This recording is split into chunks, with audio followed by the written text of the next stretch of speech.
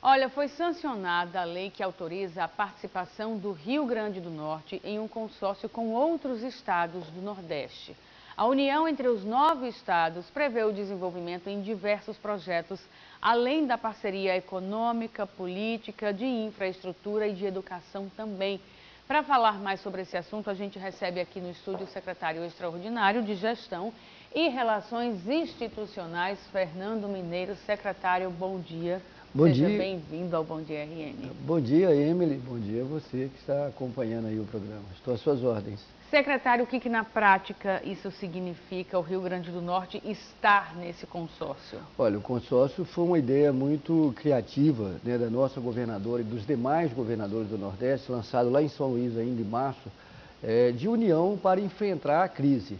Na prática, vai possibilitar que os estados, em vez de realizar ações isoladas, possam fazê-las de forma unificada. Por exemplo, fazer uma licitação de equipamentos da área da saúde. Você imagina o que é, por exemplo, um estado comprar um tomógrafo, que imagina o que é os 9 estados do Nordeste fazer a mesma licitação, ou equipamentos na área da segurança, ou ações na área da educação, de infraestrutura, discutir a questão tributária, ou seja, é uma inovação muito importante no Brasil. E é muito legal que o Nordeste dê o exemplo para o Brasil de como enfrentar a crise. Os resultados serão lentos, digamos assim, não serão imediatos, é uma coisa processual.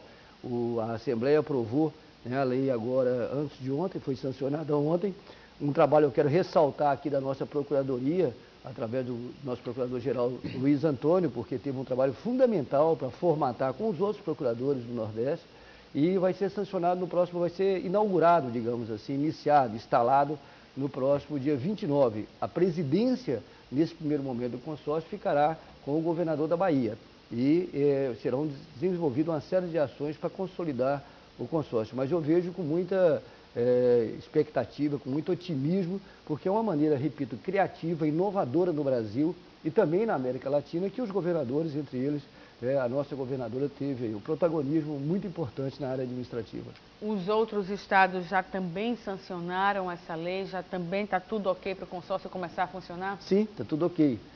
A ideia é que agora no segundo semestre a gente possa, o consórcio, fazer algumas ações. Eles vão definir quais são as prioridades, os governadores. Nós temos uma série de questões a serem enfrentadas. Com o consórcio, possibilita, como eu disse, Emily, você fazer transações, fazer licitações unificadas. Você fazendo isso em escala, você pode possibilitar, diminuir o custo. Com o consórcio, por exemplo, você imaginar fazer uma grande campanha em todos os países ou fora do Nordeste na área do turismo, de uma maneira unificada, digamos assim. Com o consórcio você pode desenvolver ações na área da segurança de forma unificada, trazendo forças, trazendo equipamentos, de uma maneira muito integrada para combater o crime, para combater a criminalidade. Com o consórcio você pode desenvolver, por exemplo, parceria nas áreas educacionais, enfim, todas as áreas. O consórcio previsto na Constituição brasileira, Consórcio de Desenvolvimento Sustentável do Nordeste, é um grande passo.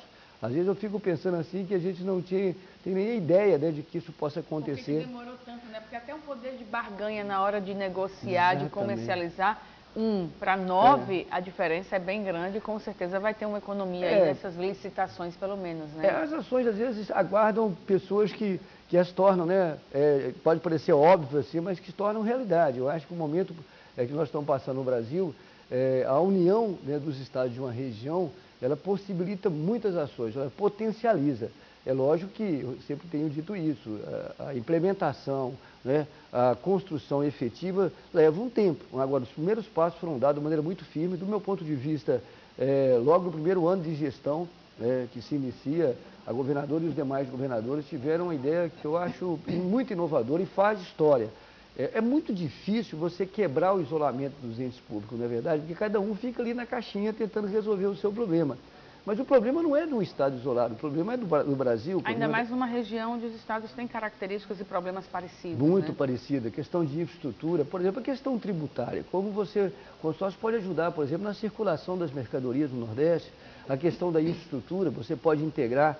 Falando nisso, nós estamos discutindo também, a governadora participou da reunião da Sudene, primeira reunião da Sudene, designou o nosso secretariado para acompanhar, por exemplo, a questão do PPA, do Plano Plurianual da União. Então tem uma série de coisas, a questão da água, por exemplo, né? A questão da transposição. Que é tão importante a transposição do Rio São Francisco, que se arrasta Lógico. há tanto tempo e vai beneficiar praticamente todo o Nordeste. Então, assim, são coisas, são, digamos assim, formatações, né? São arquiteturas administrativas que estão sendo pensadas, né, para influir de uma maneira muito firme na mudança da realidade do Estado. Eu sou muito otimista com essa ideia do consórcio, eu acho uma ideia genial, tão simples como você falou, né? Mas ela, quando colocar em prática, eu acho que ela vai mover, né, e remover muitas barreiras. Você imagina uma licitação na área da saúde em escala do Nordeste, você imagina uma licitação na área da segurança, ou na área da educação, ou trocar, por exemplo, experiência. Então você vai facilitar. Hoje fica lá um estado ou outro tentando fazer coisas isoladas, ou, quando muito, parcerias, né, bilaterais. Acho que nós temos possibilidades muito bacanas aí a partir dessa implementação. E a governadora está muito envolvida nessa ideia de que a gente precisa pensar o Estado e precisa pensar a região e o Brasil, né? Nós não vamos resolver. E dentro dessa união, secretário, desse consórcio e dessa união dos estados, está se falando também da reforma da Previdência, ainda que não necessariamente dentro do consórcio? Não, sempre fala, né? Até porque é o maior problema que hoje tem, um grande problema, né, que hoje tem, que precisa ser enfrentado. Então é um assunto. Eu fico brincando com a governadora, dizendo que eu acho que ela nem dorme pensando nisso, né? Assim, é um assunto que todos falam, nas reuniões que eu acompanhei com os demais governadores, é um assunto corrente. Ou seja, precisa enfrentar isso. Tem um consenso que precisa mudar a situação. O grande problema é mudar como? Mudar para onde? Porque a conta não fecha, então precisa mudar, alguma coisa precisa ser feita.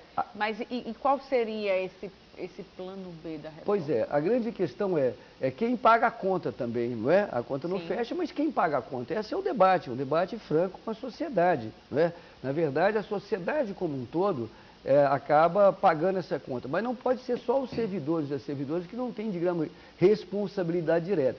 Mesmo que a gente aumente a alíquota, mesmo que se faça um estudo, é necessário aumentar de 11 para 12, para 13, para 14, com faixas, por exemplo, mesmo que isso venha a acontecer, isso não resolve o problema estrutural da questão da Previdência. Então a gente tem que pensar questões, né, que enfrentam o problema daqui a 30 anos, porque se você pensar, as leis que estão trabalhadas, né, elas vão ter impacto quando? Elas vão ter impacto daqui. Não é a curto prazo. Não é a curto prazo. E os estados têm sufocos imediatos.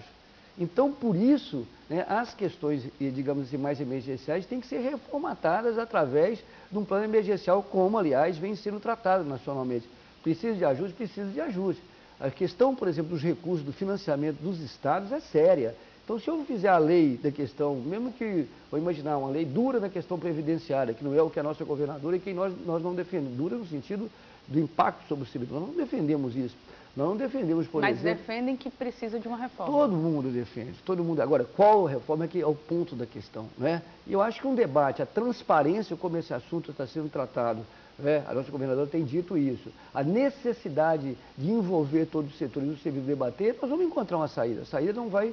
a governadora sempre disse, se a gente buscar debater as alternativas, nós vamos errar menos. Então, essa é a lógica da nossa gestão. Mesmo não concordando com a reforma atual, o Estado tem um plano B de qual seria a reforma ideal, ou isso ainda está sendo discutido até com outros estados dentro desse consórcio no Nordeste também? Está sendo debatido internamente, está sendo debatido com os demais estados, inclusive do Brasil, que sofrem com essa situação, que são todos, aliás, né, diga-se de passagem, no fórum dos governadores nacional, e também tem acompanhado o debate nacional.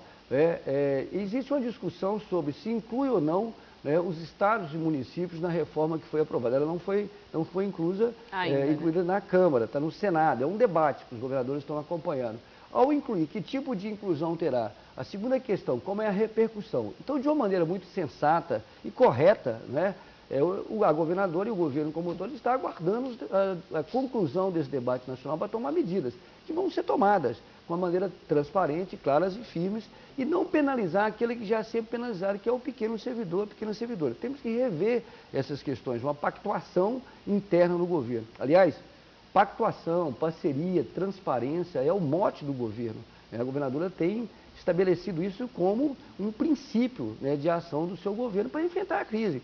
Ou você acha que a gente está sobrevivendo, digamos assim, nos primeiros semestres de outra maneira que não a transparência, que não o diálogo, que não o trabalho muito duro para enfrentar as questões. E a coisa vai ficando mais apertada, né, secretário? A gente até conversou com o secretário de Planejamento aqui do Estado, FPE vai sendo reduzido nesses meses, vai ficando mais difícil até de manter a folha em dia e mais ainda de pagar os salários atrasados. Nós temos duas grandes questões, como o nosso secretário de Planejamento aí, que está, digamos assim, dando régua e compasso, né, para a gente poder tocar o barco.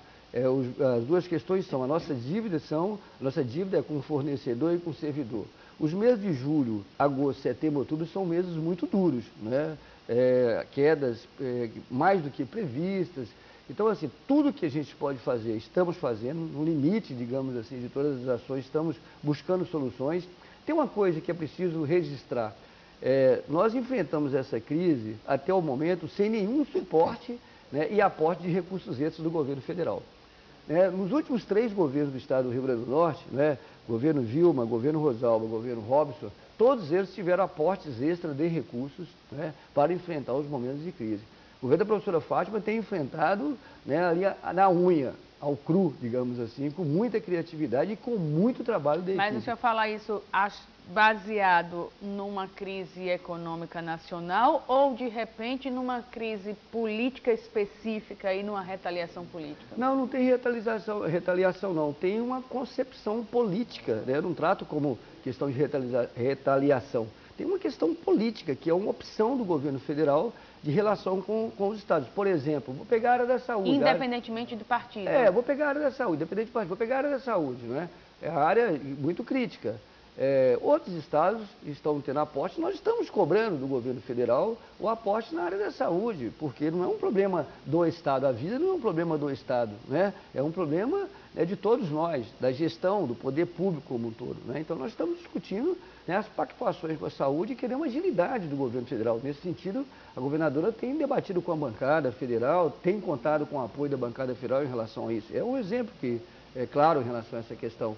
A questão do plano de equilíbrio fiscal, do PF, nós estamos fazendo o dever de casa necessário, lógico, com tensionamentos, com maneira diferente, muito diferente de tocar as questões em relação ao governo federal, mas tendo muita transparência e muita clareza, né, que precisamos de enfrentar a questão como conjunto. Aqui o resultado da disputa política foi dado, será dado lá na frente. Trata-se agora de governar para o país. Para todo mundo, e se governa para todos, né? Deve ser, né? Então essa é a discussão nossa. E nós estamos nos capacitando, nos cacifando para participar da questão do plano de equilíbrio fiscal. Tem a adição da outorga onerosa, tem uma série de ideias. Por exemplo, a governadora sugeriu na reunião da SUDENE que recursos do fundo, o DFNE, do Fundo de Desenvolvimento do Nordeste, possam ser acessado pelos estados, né? Uma parte dele colocada em infraestrutura. Então nós precisamos resolver as questões do pagamento dos fornecedores, pagamento dos servidores e ter investimento. Porque sem investimento você não gira a economia. E aí nada funciona. E nada funciona. Mas muito obrigada, secretário. Eu que agradeço a você e um bom final de semana para vocês aí. Muito obrigada mais uma vez pela sua participação aqui no Bom Dia RN. Muito obrigado.